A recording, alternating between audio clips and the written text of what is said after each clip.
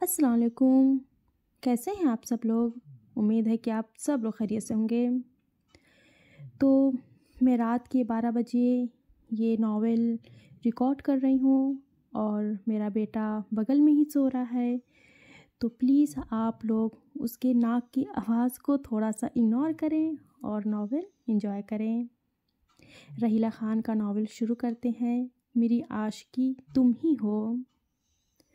وہ شام ڈھلے ہی وہ لوگ حویلی پہنچے تھے۔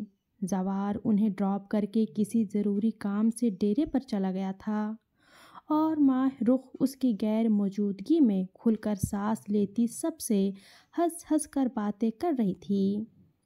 شام سے 8 بج گئے تھے، وہ ابھی تک نہ آیا تھا۔ کھانا سب نے ساتھ کھایا تھا اور اب وہ سب کے لیے چائے کے ساتھ اسنیکس تیار کر رہی تھی اور وہ اور ماہ رخ آیت کو ہی یاد کرتی کچن میں کھڑی کام کر رہی تھی کہ جبھی ماہ رخ کا فون رنگ ہوا۔ کیسی ہیں آپ ماہ رخ بھابھی؟ آیت کی کھنکھنتی آواز اسپیکر سے گونجی تو وہ دونوں مسکرا اٹھیں۔ میں ٹھیک ہوں آیت، تم کیسی ہو؟ ماہ رخ نے پیار سے پوچھا۔ آیت میں اس کی جان تھی، یہ کہا جائے تو کم نہ ہوگا۔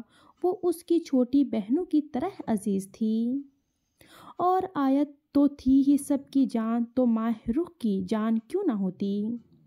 میں بالکل ٹھیک ہوں، بس آپ کی یاد آ رہی ہے۔ بھائی کتنے چھپا رستم نکلے ہیں، میری موجودگی میں آپ کو لے کر نہیں آئے اور میری غیر موجودگی میں لے آئے۔ اس کی شکایتی آواز پر جہاں ماہ رخ اور نورے مسکرائی، وہیں کچن کے دروازے پر کھڑے زوار کے لب بھی مسکراہٹ میں ڈھلے تھے کہ نورے کی نظر پڑی تو وہ مسکرا کر جلدی سے باہر نکل گئی۔ ماہ رخ کی اس کی جانب پشت تھی، اس لیے وہ دیکھ نہ سکی۔ آیت وہ ماہ رخ نے کچھ کہنا چاہا۔ کیونکہ تمہاری موجودگی میں ہمیں ایک دوسرے سے بات کرنے کا وقت نہیں ملتا۔ جبھی زوار بھاری آواز میں اس کی بات بیچ میں کٹ کر کے بولا تو جہاں ماہ رخ کی دھڑکنیں بڑھی وہیں دوسری جانب موجود آیت کو حیرانگی ہوئی۔ بھائی آپ گنگ ہوتے اس سے تو کچھ بولا ہی نہ جا رہا تھا۔ بالکل یہ آپ کی بھابھی کا خیال ہے، میں نے تو ایسا نہیں سوچا۔ جبھی وہ اپنی بہن پر ترس کھاتا سارا ملبہ ماہ رخ پر ڈال گیا اور مضبوط چال چلتا اس کے عین پیچھے جا کھڑا ہوا تھا کہ ماہ رخ کا دل ڈھول کی طرح بجنے لگا۔ وہ اس کا بی پی لو کر دیا کرتا تھا۔ میں نے کب کہا؟ جبھی اس نے حیرانگی کا عنصر لیے بغیر مڑے پوچھا کہ اگر وہ مڑتی تو اس کے لب مقابل کے رخسار سے ٹچ ہونے تھے اور وہ بیل مجھے مار والی حماقت نہیں کر سکتی تھی کہ اس کی احتیاط پر زوار کے انابی لبوں پر زندگی سے بھرپور مسکراہٹ چھائی تھی۔ ابھی کچھ دیر پہلے ہی کہ آپ کو مجھ سے ضروری باتیں کرنی ہوتی ہے اور آیت کی وجہ سے آپ کر نہیں سکتی جو کہ آج کرنا چاہتی ہیں۔ وہ بڑے استحقاق سے اس کے پہلو سے ہاتھ گزار کر اس کے پیٹ پر باندھ گیا تو اس کے اس عمل پر ماہ رخ کے منہ سے چیخ نکلی جسے بر وقت وہ اپنے ہاتھ منہ پر جما کر روک گئی۔ ایسی بہت سی چیخیں نکلوانے کا ارادہ ہے میرا۔ اس کے کان کے قریب وہ گمبھیرتاً بول کر اسے ہلکا سا دانتوں میں دبایا تو ماہ رخ کو جسم سے روح پرواز ہوتی محسوس ہوئی تھی۔ اس کی دھڑکنیں تیز ہوئی تھیں جنہیں اس کی پشت پر کھڑا وہ دیوانہ سن کر مسرور سا ہوا تھا جو اس کی دھڑکنوں کو اپنے لیے میں دھڑکانے کا ہر ہنر بخوبی جانتا تھا۔ بھابھی آپ ایسا سوچتی ہیں، مجھے امید نہیں تھی۔ آپ تو خود بھائی پر غصہ کرتی ہیں کہ وہ ان رومانٹک ہے اور جذبات نام کی چیز ہی نہیں ہے ان میں۔ پتہ بھی نہیں ان کو کہ بیوی بھی ہے کہ نہیں۔ آیت مسکراہٹ دبائے پٹر پٹر بولنا شروع ہوتی اس کے تمام راز اشکار کر چکی تھی۔ کہ جن کو سن کر زوار نے اس کے پیٹ پر حصار تنگ کرتے اس کی پشت سینے سے لگا گیا۔ جب ہی ماہ رخ اس کی باتیں زوار کے سامنے کھول کر خجل سی ہوئی تھی، مزید اس شخص کی قربت اس کے حواسوں پر سوار ہوتی اسے ڈگمگا کر رکھ گئی تھی۔ اور آپ ہی کہتی ہیں کہ بھائی آپ سے پیار نہیں کرتے؟ ایک اور اہم آیت نے ماہ رخ کے سر پر پھوڑا تو کہ وہ مچل اٹھی۔ آیت اس نے کچھ کہنا چاہا کہ زوار نے اس کے منہ پر بھاری ہاتھ رکھ کر اسے بولنے سے باز رکھا اور اس کے شانے پر سلگتے لب رکھ کے ماہ رخ کو ہڑبڑانے پر مجبور کر گیا تھا۔ یہ سب انہوں نے کہا ہے بیٹا؟ زوار نے ماہ رخ کے چہرے پر بیٹھ سہلاتے اس کی جان آدھی کرتے آیت سے پوچھا۔ جی بھائی بھابھی کو بہت شکایتیں ہیں آپ سے۔ آیت نے ایک اور تیر پھینکا تھا کہ ماہ رخ سختی سے آنکھیں میچ کر اس کے حصار میں چھٹپٹا اٹھی تو وہ اس کی مزاحمت ترک کرتا اسے مزید سخت گرفت میں لے گیا۔ فکر نہ کرے، میں ان کی ساری شکایتیں دور کر دوں گا۔ وہ معنی خیزی سے بول کر اس کے منہ سے ہاتھ ہٹا گیا تو ماہ رخ نے گہرا سانس بھر کر اپنی کیفیت پر قابو پایا۔ اور تم بتاؤ بچے، تمہارا دن کیسا جا رہا ہے؟ وہ اس کے پیٹ پر ہاتھ باندھے آیت سے متوجہ ہوا، جبکہ پہلے دن پر آیت نے منہ بنایا۔ اچھا، اس نے فقط اتنا ہی کہا۔ ٹھیک ہے بیٹا، کوئی مسئلہ ہو تو فوراً مجھے بتانا، زوار نے فکر مندی سے کہا۔ اوکے بھائی، تو آیت کی چلبلی آواز ابھری۔ اور آپ چائے لے کر میرے روم میں آئے۔ وہ اس کے کان میں بوجھل لہجے میں سرگوشی کرتا باہر چلا گیا تو ماہ رخ اس کے آنچ دیتی لہجے پر کپا اٹھی تھی۔ کھانے کی طلب اسے نہ تھی کہ وہ ادھر ہی کھا کر آیا تھا۔ آیت، یہ کیا کہا تم نے؟ وہ آیت پر چڑھ دوڑی۔ میں نے وہی کہا جو سچ ہے، اور آج آپ کو موقع ملا ہے تو بھائی سے دو دو ہاتھ کر کے اپنی اہمیت جگائے ان کے دل میں، وہ شریر انداز میں بولی، جبکہ ماہ رخ کان کی لو تک سرخ پڑ چکی تھی۔ وہ دو دو ہاتھ، وہ بھی ان سے، وہ تو اسے کچا چبا جائے گا، اس نے سوچ کر سر جھٹکا۔ نہیں کرنے مجھے دو دو ہاتھ، وہ جھلا کر بولی تو آیت کا قہقہ گونجا۔ آیت، سچی میں نے نہیں کہا ان کو ایسا، وہ روحانسی ہوتی اپنی صفائی پیش کرنے لگی۔ میری پیاری بھابھی، مجھے پتا ہے بھائی صرف آپ کو تنگ کر رہے تھے، وہ پیار سے بولی۔ بہت برے ہیں تمہارے بھائی، ماہ رخ نے منہ بنایا۔ خیر، اب آپ کی شکایت پہنچا دی ہے، اب جلد ہی بھائی ان پر عمل کریں گے، وہ شرارت امیز بولی۔ آیت، تم، ماہ رخ نے وارن کیا۔ اوکے سیز فائر، آیت نے مزید تنگ کرنے کا ارادہ ترک کیا، مگر یہ ماہ رخ کی خام خیالی تھی۔ آیت، مجھے تمہاری بہت یاد آتی ہے، ماہ رخ نے اداسی سے کہا۔ پہلے خود ہی کہا بھائی سے کہ میری موجودگی میں آپ ان سے ضروری باتیں نہیں کر پاتی، وہ مسکراتی آواز میں بولی۔ میں تمہارا سر پھاڑ دوں گی، وہ برتن زور سے پٹکتی گرجی تو آیت کا قہقہ بلند ہوا۔ جب ہی نورے کچن میں داخل ہوئی تھی۔ اب دل کھول کر آپ ضروری باتیں کر لیں، پھر میں آؤں گی تاکہ آپ کو اور ان کو کوئی شکایت نہ ہو۔ وہ کہاں باز آنے والی تھی، جبکہ ماہ رخ اس کی شریر آواز پر بھڑک اٹھی تھی اور نورے نے مسکراہٹ دبائی۔ کون کس سے دل کھول کر باتیں کرنا چاہتا ہے؟ جب ہی نیال کچن میں گھستا ہوا بولا۔ بھائی، وہ ماہ رخ، آیت نے کچھ کہنا چاہا۔ کیا آیت، مجھے بھی بتاؤ، نیال نے فوراً اس سے پوچھا۔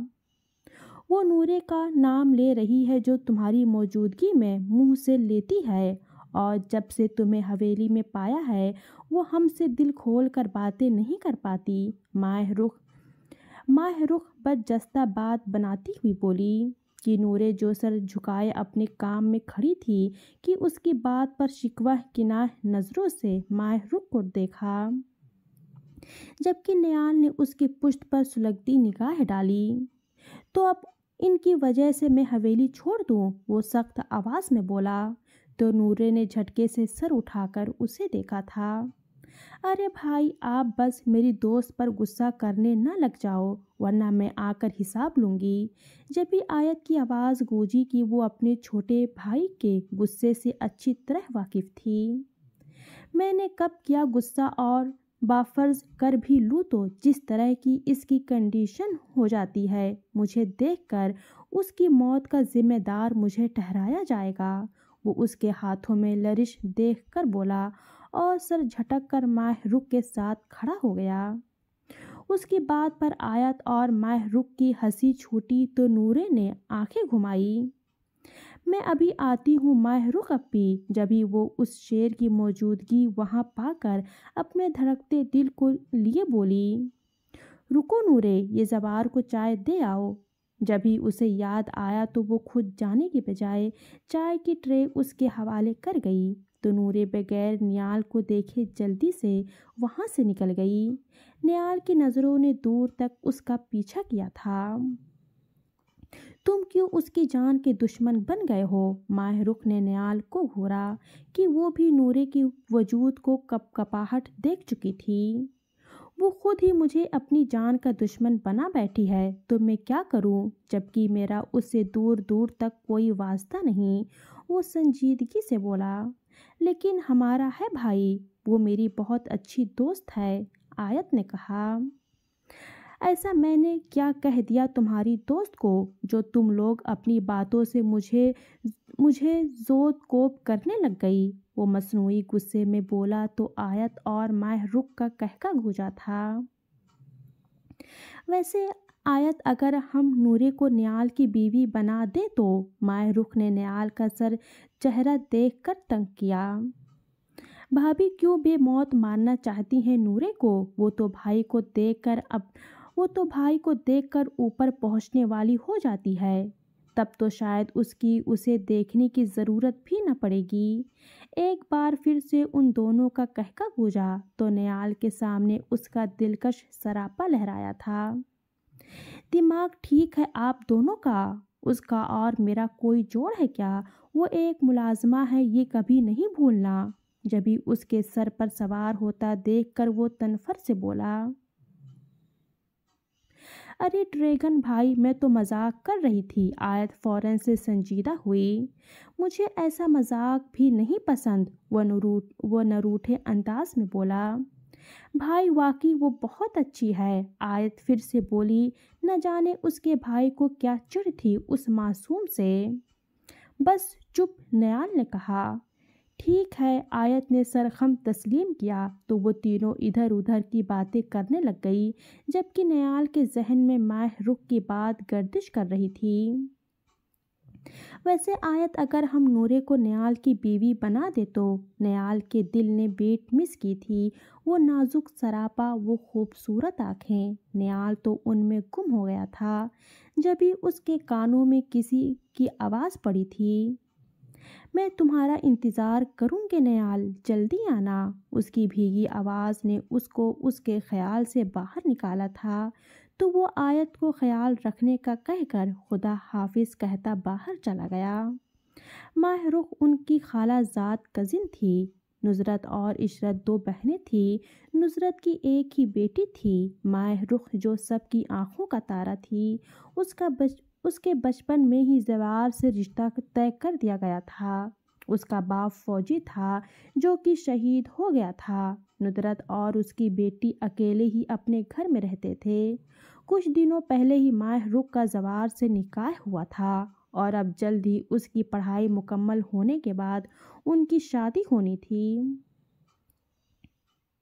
گاڑی اس کے گھر کی پچھلی سائٹ پر رکی۔ وہ سر پر ہوڈی پہنے گاڑی سے نکلا تھا۔ اس کے گھر کا پتہ وہ دن میں معلوم کر چکا تھا۔ زرگام آنکھوں میں پر اسراریت لیے چہرے پر چٹانی تاثرات سجائے ادھر ادھر دیکھتا چند ہی سیکنڈ میں دیوار پھلانگ کر اس کے گھر میں انٹر ہوا تھا۔ آہ لڑکی، تم مجھے دیواریں پھلانگنے پر مجبور کر چکی ہو، وہ بڑبڑایا تھا، اور پھر بڑی مہارت سے پائپ پر چڑھتا اس کے کمرے کی بالکنی میں جا اترا تھا۔ اس کے کمرے کی بالکنی سے اندر کا منظر دیکھ کر اس کی سیاہ آنکھوں میں چمک ابھری تھی۔ جہاں وہ سامنے ہی بیڈ پر بیٹھی برگر کھاتی لیپ ٹاپ پر کورین ڈرامہ دیکھ رہی تھی تو وہ آنکھوں میں ٹھٹھار دینے والا جمود لیے گلاس ڈور دھکیلتا اندر داخل ہوا تھا۔ اس کی سبز بڑی بڑی آنکھیں لیپ ٹاپ کے اسکرین پر جمی تھی، جبکہ سرخ شنگرفی لب ہلتے زرگام کو پل بھر کے لیے ساکت کر گئے تھے۔ اس نے گہری نگاہوں سے اس کا جائزہ لیا تھا۔ وہ پیریٹ رنگ کے سادے سے سوٹ میں ملبوس گلابی دوپٹہ گلے میں ڈالے، خوبصورت سیاہ سلکی بالوں کو پونی ٹیل میں قید کیے، گوری رنگت کی حامل بھرے بھرے رخسار، کھڑی مغرور ستون ناک، گھنی پلکیں، اور اس پر اس کی سبز آنکھیں، سرخ شنگرفی کٹاؤ دار لب۔ خوبصورت کی انتہا تھی وہ لڑکی، اور اس ڈریس میں پرستان سے اتری کوئی شہزادی لگ رہی تھی۔ وہ بڑی انہماک سے ڈرامے کی طرف متوجہ تھی۔ یہ ڈرامہ دیکھ دیکھ کر تم خود کو ہیروئن سمجھ بیٹھی ہو، وہ ہوڈی سر سے ہٹا کر مضبوط چال چلتا کمرے سے آتا بولا تھا کہ شازے نے جو پوری طرح سے لیپ ٹاپ پر متوجہ تھی، گمبھیر آواز سن کر خوف سے ایک دم سے اچھلی تھی اور گردن موڑ کر اس کے جانب دیکھا تو زرگام کو سامنے پا کر برگر کا آخری بائٹ اس کے حلق میں ہی اٹک سا گیا تھا اور آنکھیں پھٹنے کی حد تک پھیلی تھی، جبکہ وجود ساکت ہوا تھا۔ وہ اس کے کمرے میں شازے تذبذب کا شکار ہوئی۔ ہاتھی، وہ ایک بڑا سا گھونٹ بھر کے برگر کا آخری پیس نگل کر ہلکا ہکلا کر بولی، آنکھیں مسلنے لگی، گویا اس کی موجودگی ایک وہم لگی تھی۔ اور تم ہتھنی، وہ ماتھے پر بل ڈالے اس کے کھانے پر چوٹ کرتا، پل میں حساب چکتا کرتا سامنے پڑے صوفے پر بیٹھا، جو پاپ کارن، کولڈ ڈرنک اور فروٹس ٹرے میں لیے بیڈ پر بیٹھی تھی، تو اس کو صوفے پر بیٹھتے دیکھ کر وہ حواسوں میں لوٹی اور پھر اٹھی تھی۔ تم یہاں کیسے آئے؟ تمہاری جرأت کیسے ہوئی؟ وہ طرد سے اپنی جگہ سے اٹھ کر گرجی تھی کہ زرگام نے سرد آنکھوں سے اس کو گھورا تھا۔ یہ لڑکی اس کی چلا کر اس کا میٹر شارٹ کر دیتی تھی۔ آواز نیچی رکھو ورنہ اپنی دادی کو تمہیں ہی صفائیاں دینی پڑے گی، وہ سخت آواز میں بولا اور نظریں اس کے کمرے میں دوڑائی۔ درمیانہ کمرہ جس میں ایک گول بیڈ سجا تھا، دائیں جانب دیوار میں اس کی وارڈروب بنی ہوئی تھی، اس کے ساتھ ہی واش روم تھا، جبکہ بیڈ کے پائنتھی والے سائڈ پر ایک صوفہ تھا، اس کے پیچھے دیوار میں کمرے کا دروازہ تھا، جبکہ بیڈ کے دائیں جانب دیوار کے ساتھ اس کا اسٹڈی ٹیبل تھا، اس کے ساتھ ہی بالکنی کا دروازہ تھا۔ آف وائٹ اور میرون کلر کا نفاست سے سجا یہ کمرہ اسے اچھا لگا تھا۔ نوٹ بیڈ، وہ نظروں سے جائزہ لے کر اس کے لب آواز پھڑپھڑائے تھے، جبکہ وہ تو آتش فضا بنی اسے شرارے بھری نظروں سے گھورے جا رہی تھی۔ تم یہاں کیوں آئے ہو؟ وہ اس کو یہاں وہاں دیکھتی چٹک کر بولی۔ وہ جتنی بھی شریر اور بولڈ تھی مگر اس کو یہاں دیکھ کر اس کے ہاتھ پاؤں پھول رہے تھے، جبکہ دل ڈھول کی طرح بجنے لگا تھا۔ اگر زرگام کو کوئی اس کے کمرے میں دیکھے گا تو پھر اس کے آگے سوچ آتے ہی شازے کا دماغ گھوم گیا تھا۔ تمہارا دماغ درست کرنے، وہ اس کی سبز آنکھوں میں دیکھتا ہنوز انداز میں بولا تھا۔ واٹ ربش، نکلو یہاں سے، جبھی وہ چلائی۔ آواز نیچی، میرے سامنے چلانے کی کوشش بھی مت کرنا ورنہ اس گز بھر زبان سے محروم رہ جاؤ گی۔ وہ ایک دم سے اپنی جگہ سے اٹھا اور اس کے قریب آتا نیچی آواز میں دھاڑا تھا کہ شازے نے لب بھیجے اور تنفر بھری نظروں سے اسے دیکھا۔ تمہیں شرم نہیں آئی؟ اس کا تو اندازہ مجھے تب ہی ہو گیا تھا مگر تم دوسروں کی عزتیں پامال کرتے ہو، اس کا اندازہ مجھے اب ہوا ہے۔ وہ اس کے اپنے کمرے میں موجودگی جانب اشارہ کرتی بولی۔ مقابل کا تیش مزید بڑھا گئی تھی کہ غصے کے بعد زرمان کے ماتھے کے رگیں ابھر آئی تھی۔ میں عزت پامال کرتا تو تم ابھی تک میرے سامنے اکڑ کر نہ کھڑی ہوتی۔ وہ اس کی بات پر اس کی گردن کو آہنی شکنجے میں دبوچ کر دھاڑا تھا کہ اپنی گردن پر اس کی سخت گرفت سے شازے کو اپنی سانسیں رکتی محسوس ہوئی تھی۔ بے ساختہ اس کا چہرہ اس کی ستم ظرفی پر سرخ پڑا تھا۔ اگر نہیں چاہتی کہ تمہاری عزت بقول تمہاری پامال ہو تو کل اپنی اس منحوس زبان کے ساتھ پوری یونیورسٹی کے سامنے مجھ سے معافی مانگنا، ورنہ تمہاری اکڑ توڑنے میں وقت نہیں لگے گا۔ وہ درشت لہجے میں بول کر اس کو جھٹک کر دور ہوا کہ سانسوں کو فراوانی ملتے ہی وہ کھانستی ہوئی نڈھال سی بیڈ پر ڈھسی گئی۔ اس نے گردن سہلاتے کچھ کہنا چاہا جب وہ اس کی بات بیچ میں ہی کاٹ گیا۔ شٹ اپ، منہ بند رکھو اور جو کہا ہے اس پر عمل کرنا، ورنہ مجھ سے برا کوئی نہیں، یہ تم جان گئی ہو۔ وہ سیاہ آنکھیں اس پر گاڑتا تنبیہ بولا تھا۔ میں ایسا نہیں کروں گی، شازے نم آواز میں بولی۔ پھر کل تم ایسے نہیں رہو گی۔ اس نے اسے دھمکایا تو شازے کا دل کانپ اٹھا تھا اس کی معنی سمجھ کر۔ وہ پھٹی پھٹی نگاہوں سے اسے دیکھ رہی تھی۔ کل تم مجھ سے معافی مانگو گی؟ وہ ٹھہرے لفظوں میں اسے حکم صادر کرتا، اس پر ایک سلگتی نگاہ ڈالے اسے دھمکاتا جس راستے سے آیا تھا نکل گیا۔ اگر کچھ دیر اور رکتا تو وہ اس لڑکی کی باتیں سن کر اسے قتل کرنے سے بھی زرگہ نہ کرتا۔ اللہ حافظ۔